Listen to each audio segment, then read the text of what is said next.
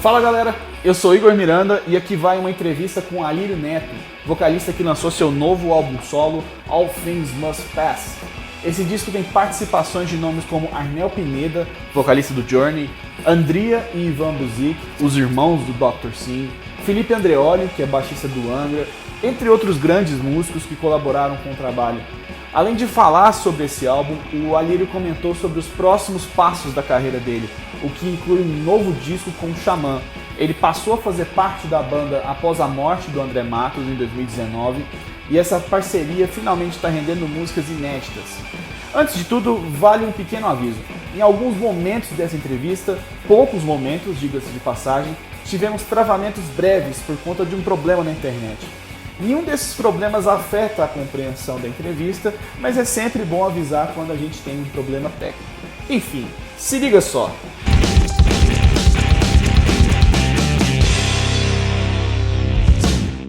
Agora já deu para sentir um pouco mais da repercussão, né? Por mais que você não tenha tido shows de divulgação e tudo mais, tem os comentários na internet, as reações da galera. Eu queria saber o que você teve de feedback do público até o momento. Lógico, tem os elogios, os comentários, ok, mas fora isso, teve algum comentário que te chamou a atenção, alguma coisa que alguém te falou assim, de feedback que você achou muito diferente, uma coisa até que você eventualmente não pensou sobre o disco?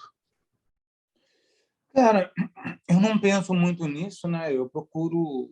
Depois que o disco sai da sua mão, ele vai para o universo, ele não pertence mais a você, ele pertence ao mundo, né? E cada um, eu acho que é legal que cada um tenha a liberdade de utilizar esse disco da maneira que lhe convém, né? Então, assim, eu gosto de deixar essa liberdade. Eu tive feedbacks muito positivos, a grande maioria deles. Eu sei que o disco está indo bem em alguns países, como o Chile, né, México, está tocando de algumas rádios nos Estados Unidos, também chegou a entrar em parada de 2 ou 3 rádios lá na Inglaterra, né?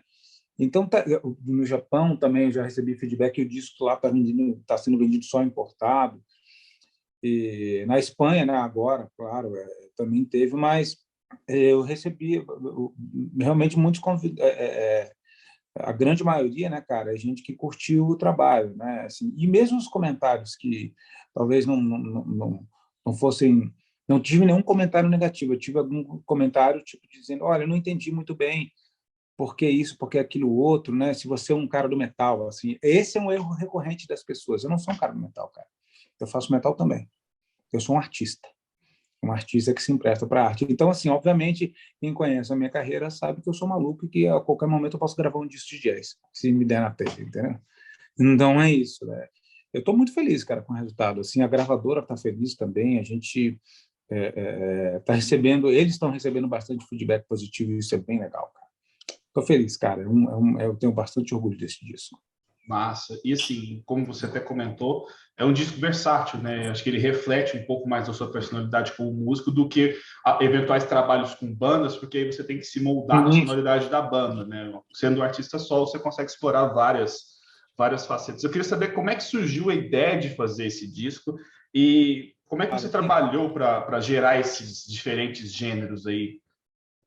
Cara, eu sou um cara que eu ouço de tudo, né, cara? E para mim, eu não ouço só rock, não ouço só musical, não ouço só pop, não ouço só jazz, assim, eu ouço muitas coisas diferentes, cara. Eu ouço música brasileira, principalmente música brasileira erudita, que é algo que eu adoro, assim. Então, eu não me freio, não, cara. Vou fazer uma música assim. Não, vou fazer uma música. Obviamente, as influências que você escuta, né, que você está ali digerindo todo dia, elas vão aparecer de uma maneira ou de outra, mas na minha maneira de contar. Então, eu acho que isso é o mais interessante desse disco, né, cara? Eu realmente não me freio. Se a música nasceu pop, ela vai ser pop. Se ela nasceu mais pesada, ela vai ser mais pesada, entendeu? Querer, de repente, forçar uma música a soar de uma maneira que não é natural para ela, não vai ficar bom para o seu disco. Então, eu deixo que a música me leve, entendeu? Obviamente, eu tenho o fato de atuação é algo muito forte, né, cara? Que é algo que eu gosto demais. O teatro é uma coisa que faz parte da minha história. E eu sou muito ligado com o texto, né, com as letras. Então, eu procuro deixar isso bem claro nos meus trabalhos, no meu disco. Então, o fio condutor das minhas músicas é o texto.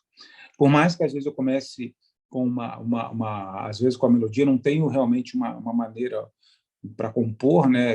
Geralmente eu sento no piano, começo a improvisar, começo a balbuciar uma melodia ou outra, uma palavra ou outra, até que a hora que a coisa vai se tomando forma, né? E isso é uma coisa que para mim é muito claro. Se eu consigo sentar no piano, tocar e cantar a minha música, ou pegar um violão e tocar e cantar, e ela funcionar nesse formato, essa música, no meu ponto de vista, é uma música que está pronta para ser gravada. Legal. E como é que funcionou o processo de idealizar esse disco? É uma coisa que você vinha compondo ao longo dos anos? Teve um momento que você parou assim, vou fazer? Como é que foi isso? Foi bem engraçado. A parada foi a seguinte, a gente estava na turnê do Xamã, veio a pandemia, parou. Aí a gente ia começar a compor o disco do Xamã, só que eu queria lançar alguma coisa, né?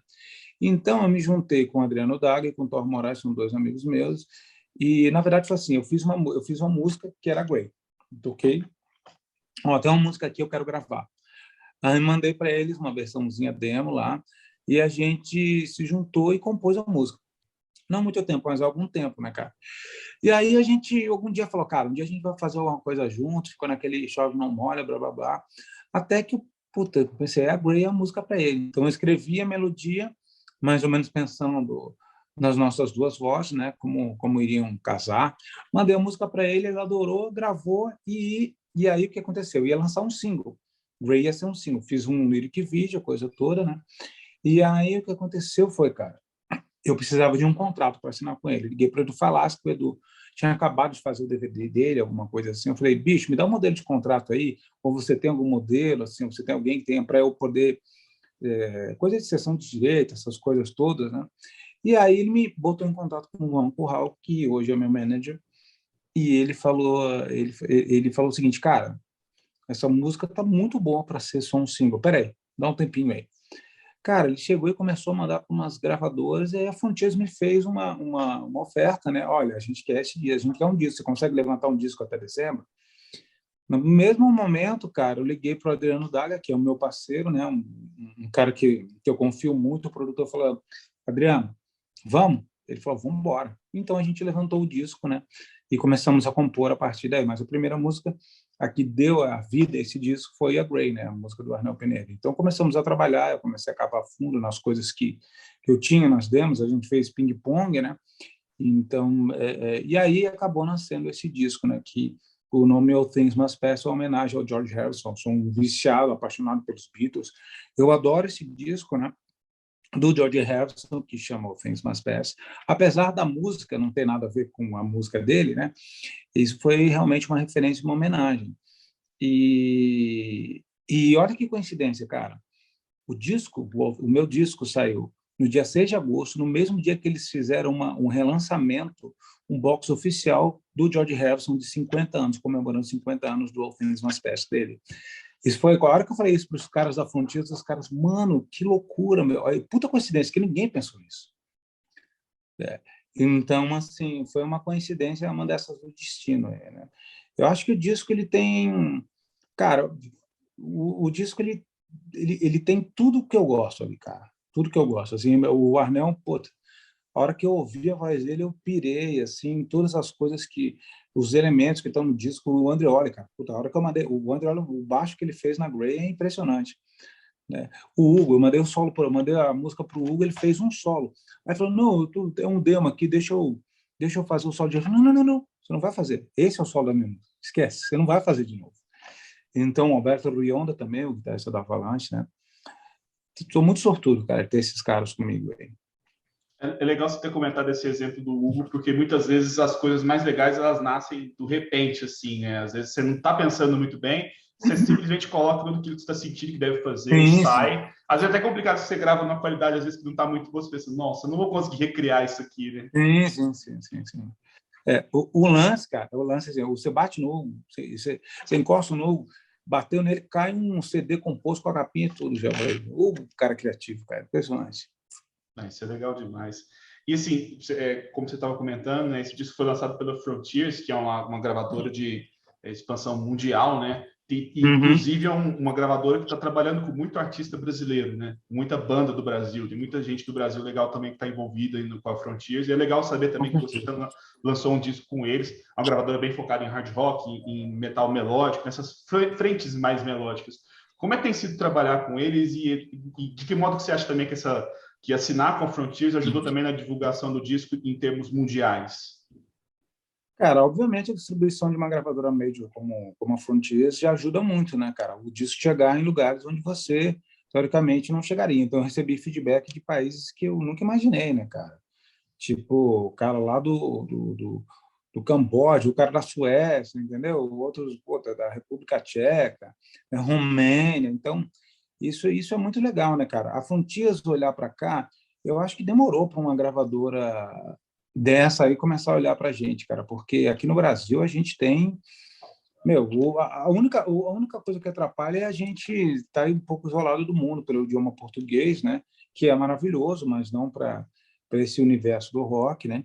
E estamos isolados também aqui, cara. Eu acho que geograficamente, né, no ponto que apesar de ser um país gigante, então as pessoas às vezes acham que esquecem de olhar um pouco para cá, mas nós somos, cara, a gente borbulha música, né? Então, só você ver os nossos artistas aí, de qualquer estilo, né? Sempre tendo um reconhecimento grande lá fora. Se a gente for pensar no rock, no metal, porra, pensar no Xamã, pensar no Angra, pensar no Sepultura, meu. Só nesse segmento do rock, os caras impuseram uma maneira brasileira de fazer o heavy metal e o rock pesado. Então, me surpreende ter demorado tanto, mas que bom que a Frontiers olhou para cá, né? Então, eu ainda tenho mais 2 dias para fazer com a Frontiers, né? Do meu trabalho solo e quem sabe mais algumas outras coisas, alguns projetos que surjam aí ao longo do caminho, né? Acho bem legal, cara. Eles são uma gravadora ponta firme. Os caras realmente sabem o que tá fazendo, o que estão fazendo. É bom saber disso, cara. E, assim, você já meio que desenhou o lance assim, das participações, né, desse disco, comentou sobre algumas, mas antes disso, eu até queria te perguntar sobre os músicos fixos, né? Você comentou que é o Thor na guitarra, o Adriano na batera e o Uhum. Felipe no baixo. São esses, né? Tem o Vini Nallon, que gravou praticamente Ah, quase todas as guitarras do disco, né? Aí tem o Shampoo também, que é um tecladista que trabalhou muito tempo com a Malta, que pô, o cara já fez outras coisas comigo também. O Bruno Valverde, né, que gravou uma das músicas do disco, Rafael Neri, que gravou também a guitarra numa das músicas do disco, o André, o Ivan Buzik, que o André ainda gravou baixo e cantou numa das músicas, o Ivan também. Então, assim, tá recheado de convidados, o Alberto Vionda, o Hugo. Então, eu acho que é legal porque cada um conseguiu colocar, impor a sua visão dentro da música que a gente foi levantando, que a gente foi escrevendo, né, cara? Então, minhas músicas estavam ali a serviço deles e eles se propuseram também a fazer o que a música precisava. Isso é bem legal. massa. E dentro das participações, acho que não dá para deixar de comentar, inclusive já foi comentado sobre o Arnel, né, cara? Porque além de ser um cara com excelência, né, Uhum. sem comentários, é um cara de uma história muito legal também, uma trajetória impressionante. O cara foi descoberto no YouTube, né? Então, não só uma vida que renderia um filme, como dizem que já estão esquematizando um filme, uma cinebiografia com temática da vida dele. Eu queria que você comentasse um pouco sobre como foi ter a participação dele, como é que foi o input, o que você sentiu quando você escutou a colaboração dele também. Nossa, foi muito legal, cara. O Arnão é um cara, é gente como a gente, né? Então, ele é um cara que teve uma vida muito difícil, né, cara? Ele morou na rua, tudo, né? Cantava para ganhar uns trocados lá. E tem um reconhecimento que ele teve, cara, não é a surpresa também. Eu acho que, nesse caso, a justiça foi feita, né? Porque ele é um cara que canta demais, é um puta artista e um ser humano incrível, né? Então, a gente ficou trocando figurinha um tempo, né, cara? Ele é um cara muito maneiro, cara, muito do bem, assim, né? Você dá para ver que ele é um cara simples, que sabe quem ele é, mas é um cara simples, né? Então, assim, é, ele ainda perguntou para mim, ele mandou uma coisa assim: você tem certeza que é isso? Você não quer que eu grave de novo? Eu posso gravar de novo, cara. Se você não achar que tá à altura da música, eu falei: ah, não, você tá louco, velho. Não, velho, tá lindo que você tá cantando, você tá doido. Só você ouvir a música, a voz do cara lá. Tipo, meu, ele destruiu na música, né? Não, então tá, se você quiser, pensa bem, ouve mais um pouco aí, talvez se você quiser eu gravo de novo. Eu falei: não, Ana, tá certo, cara, relaxa, velho. Então, foi isso, né? E tem várias outras participações para a gente comentar. Em algum momento a gente vai fazer isso ao vivo. A gente até já combinou. A gente tem que fazer mais coisas junto e em algum momento a gente quer performar isso ao vivo. Tomara que dê certo, né? De casar as agendas. Ele já voltou para a estrada com o Johnny também, né, cara? Então, Já. Tá. Comentando sobre outras participações, tem também as participações que você havia comentado. O André e o Ivan, ou só o André que participou do disco? Os dois. Os dois, né? O Ivan não tá tocando, não. Ele tá cantando, porque eu adoro a voz daquele filho da puta. Ele cantou pra caralho. Os dois cantaram pra caralho. Eu falando, Ivan, tem uma música pra você aqui. Aí falou, beleza, tá? Pô, você quer gravar? Quer que eu grave a bateria aqui? Não, que bateria, mano. Você vai cantar. Massa. E ele destruiu, cara. Massa. E são dois caras históricos que, às vezes, quando a gente vai falar sobre a história do metal do Brasil e tal, às vezes eles podem até... Nem todo mundo acaba lembrando, porque fica muito no lance do Angra e do Sepultura, mas, assim, o que eles fizeram com o Dr. Sim foi gigante também, né? Não, eles estão no meu top 5, cara. O André e o Ivan moram no meu coração, e o André é uma das minhas principais influências na voz. Massa. Bebi muito naquela fonte, né? E você trouxe também o Alberto, né, que é o guitarrista do Avalanche, que é uma banda que você está integrando agora, né? Eu queria que você falasse também um pouco sobre a colaboração dele e a sua entrada também para a banda, né? Cara, a minha entrada, quem fez a coisa acontecer foi o Paulo Barão, que é um amigo, já que eu tenho alguns anos, né? E ele é amigo do Alberto também, e aí eu já estava morando em Madrid, e aí ele agitou ano passado uma conexão com a gente, né? E acabou que saiu o vocalista deles, e o Paulo falou, você tem que botar o Neto. E foi o que aconteceu. O Alberto me ligou, a gente fez um FaceTime lá e me chamou para a banda, e era isso, cara. E fizemos uma pequena turnê, já vimos ali que tinha uma puta vibe maneira, legal, né, do bem, e logo depois a gente já começou a compor, cara. Então, já temos aí também 13 músicas, né, todas demos para um próximo possível disco do Avalanche. Então, esse que é o lance. O Alberto é um cara gente finíssima, e foi o Paulo Barão que fez o link, né, para a gente estar nesse esquema aí. Nossa. Eu não sei se dá para fazer um link com o seu último disco solo, que é o João de Deus, que são propostas muito diferentes, mas meio que pensando também na sua trajetória, desde quando você lançou o João de Deus até chegar nesse disco, como é que você acha que, às vezes, as suas experiências nesses últimos 5 anos, né, aquele de 2016, se eu não me engano, né? Como é que você acha que as experiências que você teve nos últimos 5 anos foram agregando para chegar nesse disco de agora? Cara, todo dia a gente muda, cara. Todo dia a gente tem uma experiência diferente, seja você saindo de casa pegando um Uber para ir na esquina ou comprando um pão na padaria. Simplesmente as relações, e o jeito que o mundo está andando mais rápido fazem também, te propõem mudanças, né? Ou te obrigam a mudanças. Eu acho que essas mudanças, elas refletem em todos os trabalhos que eu faço, né? O João de Deus foi um disco que eu me propus a fazer em português porque eu queria cantar no idioma do país onde eu nasci, né? Então, era um disco conceitual.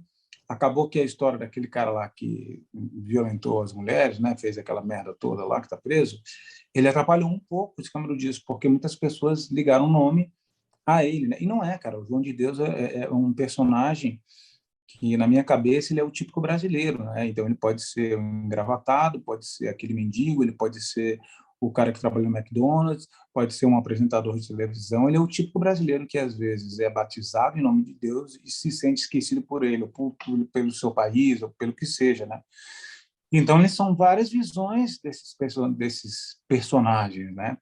Quando eu escrevi isso, foi do nascimento, todas as angústias que a gente tem como vivendo num país onde a gente vive, né? Que a gente ama tanto, que a gente sofre tanto para fazer esse país realmente ter uma relevância, né? E melhorar, e às vezes acaba que o próprio país não trata a gente muito bem, né?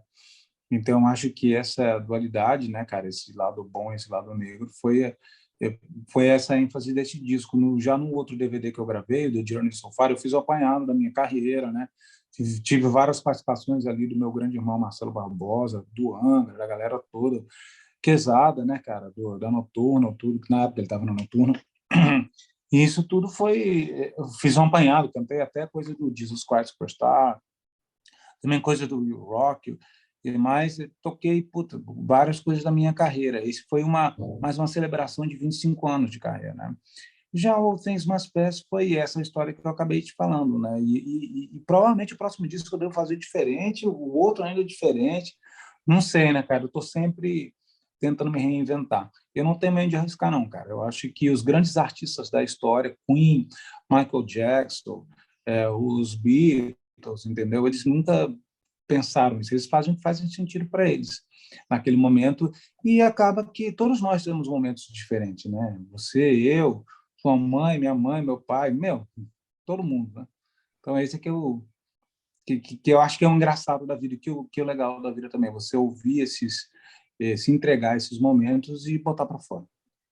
Massa. E tem até uma coisa que eu acho que acaba influenciando, você confirmou, né, de certa forma, no início da entrevista, que influencia muito a sua ligação que você tem com o musical, né, com a parte teatral, de misturar a música com o teatro e de ter muita atenção ao texto.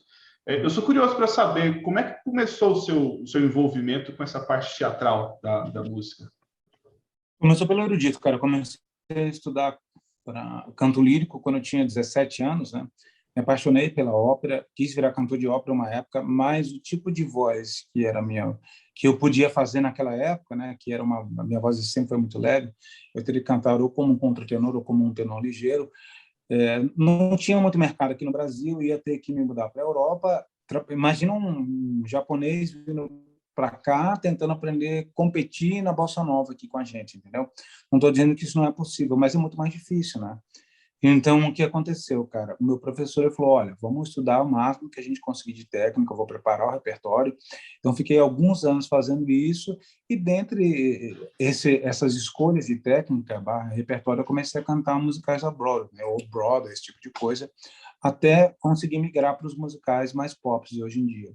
Eu me apaixonei, cara, pelo teatro ali, porque uma premissa do teatro, cara, principalmente do teatro musical, né, musicais da Broadway, é que tudo que acontece na peça, o fio condutor é a letra, é o texto, né? Aí todo mundo pergunta assim, mas por que vocês estão falando e daqui a pouco vocês começam a cantar? Aí eu falo, cara, porque chega algum momento que as palavras já não são suficientes para que você consiga se expressar.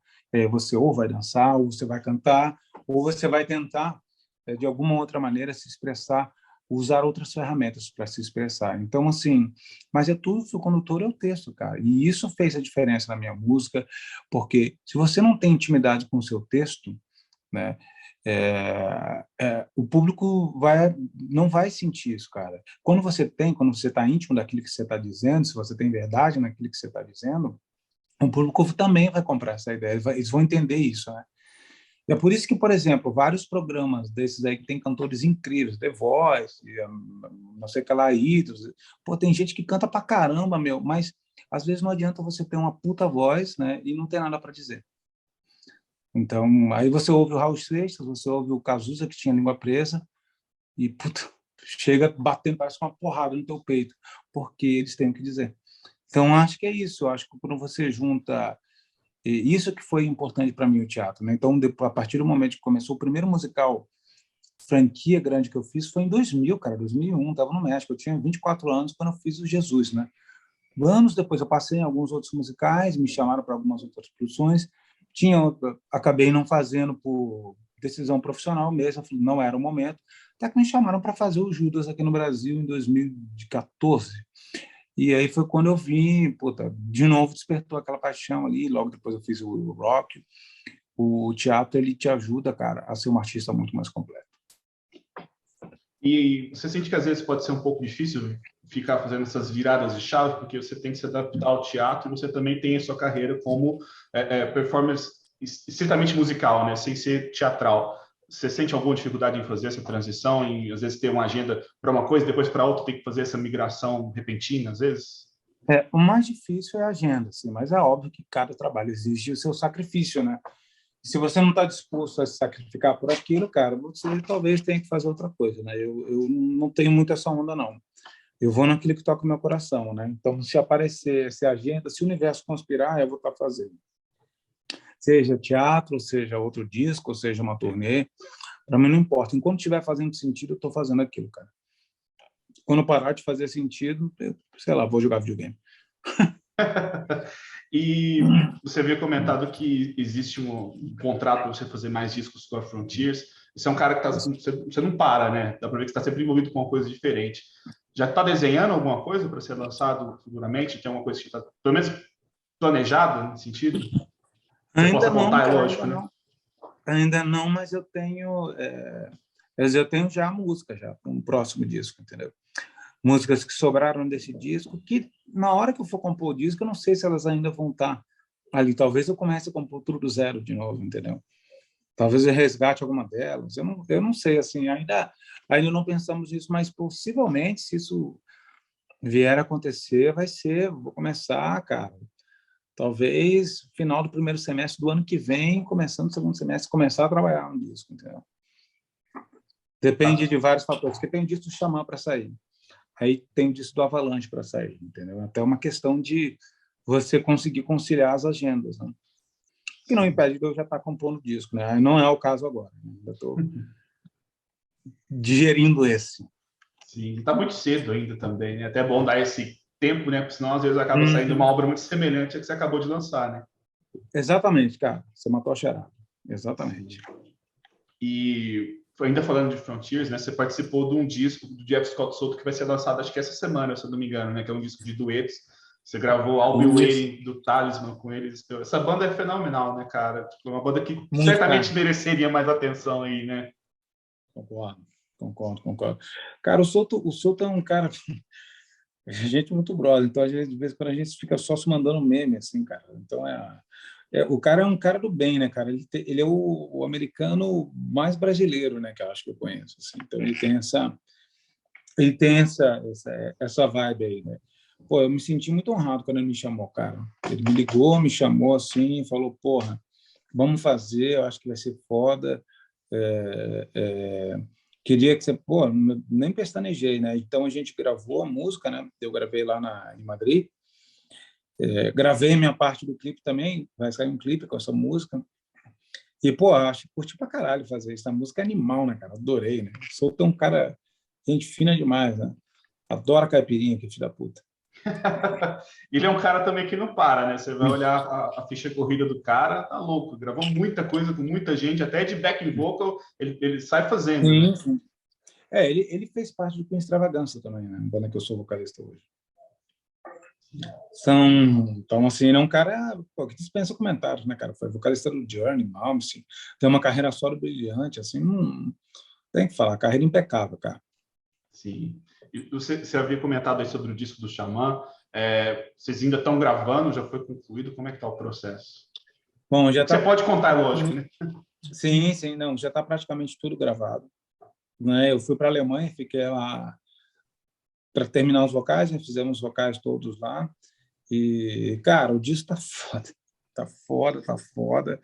Esse disco acho que vai fazer história, cara. Tô orgulhosaço do que a gente fez com o disco. O disco, ele tem toda a essência do Xamã, do meu jeito de cantar. Ainda sou moderno e sou Xamã ao mesmo tempo, entendeu? Eu acho que... Puta, cara, eu não consigo escrever esse disco, cara, porque ele foi saindo de uma maneira tão natural, cara. A gente fechou no estúdio, começou a tocar e compor as coisas e foi saindo. Depois o Sacha entrou, a gente foi trabalhando com ele nas prés e, puta, na hora que eu cheguei para gravar, as músicas já estavam... Puta, isso vai ficar lindo, cara. Ficar lindo. Acho que Tem ninguém vai alguma... gostar. Eu sei que é difícil de escrever, mas tem alguma coisa sobre questão de sonoridade que você pode adiantar? Porque eu até vi você comentando em uma entrevista que um pouco do luto da perda do André Matos parece que guia também o disco, mas não é um disco dark ao mesmo tempo, né? Não é. Ele não é. Então, cara, eu tomei muito cuidado em escrever as letras, né, porque todas as letras precisam de um tempo de maturação. E foi o que eu fiz. Eu escrevi, reescrevi, discuti com os outros membros da banda, né? Discuti tipo de maneira positiva, né? Qual seria o melhor approach. Quando eu cheguei lá com o Sacha também, ele me deu muita liberdade e a gente também trabalhou em algumas coisas até chegar nessas letras. Então, eu gosto de escrever letras, cara, que as pessoas possam utilizar no dia a dia delas da maneira como que lhe convém. Entendeu? Aquilo que eu já tinha falado antes aqui. Então, ela não o disco, né? Ele tem uma conotação, obviamente tem várias homenagens ao André, várias homenagens à história do Xamã, né? E também tem um olhar, cara, positivo e visando ao futuro, a um crescimento, né, cara, do futuro do Xamã. Eu acho que, puta, eu acho que esse disco vai fazer história de verdade, cara, porque tá muito bonito. Estou ansioso já para escutar, né? Eu também. Queria saber como é que foi trabalhar com os caras também em estúdio, né? Lógico que você provavelmente já tinha uma amizade com eles, né? Mas quando você vai para o estúdio, às vezes você descobre algumas características de cada músico, você desenvolve certas parcerias. Como é que foi isso? Foi muito natural, cara. Desde quando a gente começou a ensaiar, a gente já compôs uma música antes do primeiro show. Não era esse plano. A gente, pô, vamos fazer. Então, assim, foi muito natural. É do caralho, né? Você tá ali olhar o Hugo, porra, o Jesus do teu lado, porra, o Confessor com aqueles grooves dele lá que eu adoro, né, cara? Então, assim, isso foi uma catarse, assim, foi muito natural. É algo que as pessoas conseguem perceber, assim, né? Então, parece que a gente sempre tocou junto. Essa foi a impressão que eu tive. Massa. E eu sei que você faz muita coisa, tem muita coisa que você já apresentou e muita coisa que você vai apresentar em breve para a gente, mas tem outros planos, tem outras coisas que você está trabalhando, que você pode contar, adiantar para a gente? Então, é o Disco Xamã, né, cara, que o Sacha já vai começar a trabalhar na pós, né, datas na Europa do meu trabalho solo, né, que já estão sendo fechadas lá. Bom, esperando as turnês do ano que vem, né? Isso assim, ainda não posso falar, né? Mas a gente vai ter aí várias novidades para o ano que vem com o Xamã. Eu acho que vai ser legal, viu? Que tem para vir aí. Antes da pandemia, houve um spoiler, não sei quem que deu, que iria ter uma turnê conjunta de Xamã com o André. Isso está mantido? Quem sabe? Isso é uma coisa que foi dita, né? Uma coisa foi dita em entrevista, se eu não me engano, né? Por isso que estou perguntando. Cara, eu acho bem possível de acontecer. Isso é legal de saber. Bem possível. Ia ser do caralho. Massa. Eu ia te perguntar também sobre o disco do Avalanche, que eu acabei não perguntando, né? Isso já está gravado, já está concluído? Não, a gente tem as demos todas, né? O disco vai ser bilíngue, inglês e espanhol, e vai ter todos os elementos do Xamã, do Xamã, desculpa, todos os elementos do Avalanche, né? Tanto a banda, né, Eu realmente estava ali, mas o disco eu acho que eu consegui também trazer muito das minhas influências do que eu gosto ali, e tenho certeza, cara, que esse disco vai ser um sucesso, cara. Imagina, tá uma banda que tem o Mike Terrana, Jorge Salão, o Dirk no baixo, Alberto Torrião na guitarra, meu amigo. Puta, é um privilégio, né? Só pelo Terrana, pelo amor de Deus, né? Vai ser um descasso, cara. Monstruoso. Tem alguma coisa também de sonoridade que você já pode adiantar? O que a gente pode esperar desse disco? Cara, tem bastante influência de música espanhola, né? Que eu acho que é uma marca forte do Avalanche. E tem também de tudo. Tem um pouco de speed, tem coisa que não parece, mas assim que lembra muito aqueles tempos áureos do Pink Floyd, né? Então assim tem uma parte prog também. E tem todos esses elementos ali. Eu acho que vai ser, e claro, né? As coisas mais pesadas. Então, é um disco bem completo, cara. É um disco bem completo. Massa. E, assim, por último, né, eu queria saber se você tem planos de divulgar o seu disco solo em outros shows, eventualmente até fazer uma turnê. Eu sei que é complicado, tem uma agenda toda aí envolvida com outros projetos, mas tem planejamento para isso? Cara, na Europa agora está tendo, né? Vai ter, então eu vou anunciar daqui a alguns dias algumas datas lá, né? A gente só está tentando fechar a agenda lá. E enquanto, cara, é muito difícil agora, né? Porque ainda o mundo está tentando voltar ao normal, mas então qualquer coisa que você faz pode mudar em 5 minutos, entendeu? Então acho que em algum momento isso pode ir a acontecer, né? Mas vai depender de outros fatores que eu não controlo. Então, assim, estamos trabalhando para isso. Esse planejamento envolve Brasil, alguma outra data fora essa? Sim. Envolve Brasil, envolve Europa e América Latina.